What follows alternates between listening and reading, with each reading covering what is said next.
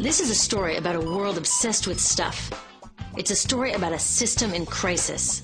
We're trashing the planet, we're trashing each other, and we're not even having fun. The good thing is that when we start to understand the system, we start to see lots of places to step in and turn these problems into solutions.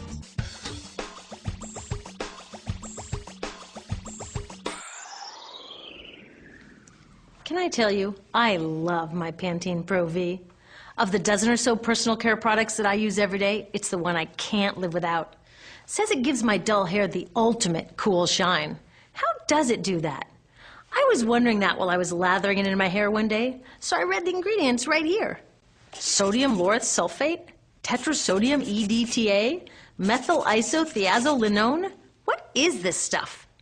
I took this list to some scientists who know how to read it. Turns out my Pantene contains a chemical linked to cancer. And lots of other products in my bathroom, from sunscreen to lipstick and even baby shampoo, also contain chemicals linked to cancer or other problems like learning disabilities, asthma, and even damaged sperm. Like most parents, I try to keep my family safe. But now I find out my bathroom is a minefield of toxins? What are we supposed to do? To find out the answers, we have to go back to one of the key features of our materials economy: toxics in, toxics out. If, at the factory, you pour toxic chemicals into a product, like baby shampoo, you're going to wind up with toxic baby shampoo, and toxics in workers, communities, and, babies. So let's take a closer look at this toxic outrage where it seeps into our lives every day, in the bathroom. The average woman in the U.S. uses about 12 personal care products daily. The average man about 6. Each product containing a dozen or more chemicals. Less than 20% of chemicals in cosmetics have been assessed for safety by the industry's safety panel, so we just don't know what they do to us when we use them. Would you fly on an airline that only inspects 20% of its planes? Of course, not all of these chemicals are dangerous, but we know that many are. Some are carcinogens. That means that they can cause cancer. Others are neurotoxins and reproductive toxins, proven to mess up brain development and reproduction in animals. Wait a minute, we're animals too. It's like a giant experiment. We're using all these mystery chemicals and just waiting to see what happens. One thing we do know is that they're getting inside us. I had my body's toxicity levels tested, and I'm loaded with things like mercury, flame retardants, triclosan, and lead. We all are. Even babies are being born pre-polluted. Now, I know we can't live in a lead-free world, but do we have to put lead in our lipstick? I don't know. Maybe it's my fault. Maybe I just bought the wrong thing. At the store, the choices seem endless. I can get lipstick in 49 shades, or shampoo for hair that's too dry, oily, fine, limp, or frizzy. But what about the choices that really matter? Like the choice to buy products that are safe? It turns out the important decisions don't happen when I choose to take a product off the shelf. They happen when companies and governments decide what products should go on the shelves. So who are these companies? This is Procter & Gamble. They're the ones offering me Herbal Essences, the #2 shampoo in the country. It contains toxic petrochemicals made from oil. Since when is oil an herb?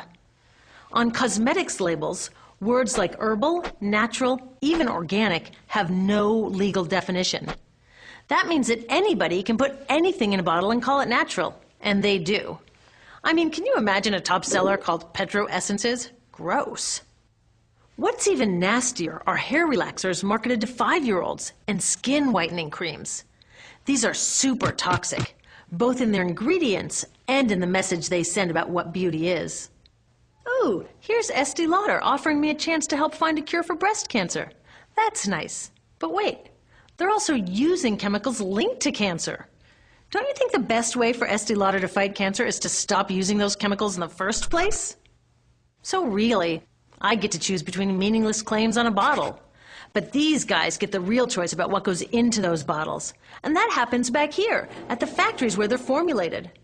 Why do the makers of these products use all these toxics? Are they trying to poison us?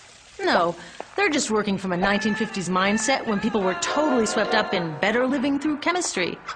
In all that excitement, they forgot to worry about human health impacts. That was years ago, and they are still using these same old toxic chemicals. Today, big cosmetics companies say the doses of poison in their products are small enough to be harmless. Yeah, maybe if you use them once a year. I guess they never get out and see that their products are being used and combined with other products every day. A little toxic dose under your arms, a little more on your hair, on your lips. And workers in nail and hair salons get dosed all day long. So the industry is used to doing things this way, and they can, because even now that scientists have linked the chemicals they're using to all sorts of problems, there are no laws to get rid of them. You're thinking, really? Come on, nobody's making sure that the stuff we smear all over our bodies is safe? Nope.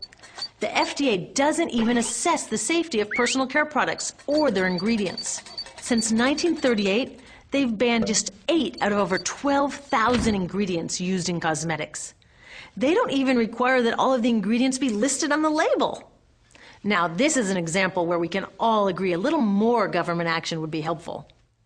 This lack of regulation leaves a huge hole that the cosmetics industry is all too happy to fill. They set up their own committee to self-police their products, and compliance with their recommendations is voluntary. So the cosmetics industry is making the rules and then deciding whether or not to follow them. So you see, it isn't our fault that these toxic products are in our bathrooms. It's a whole broken system that's ignoring the simple rule: toxics in, toxics out. But we're not helpless. There are resources online that we can use to protect ourselves by identifying the best possible choices in the store. But the real action is with people working to change the system. Because if we really want to solve this problem, we got to start here with these guys.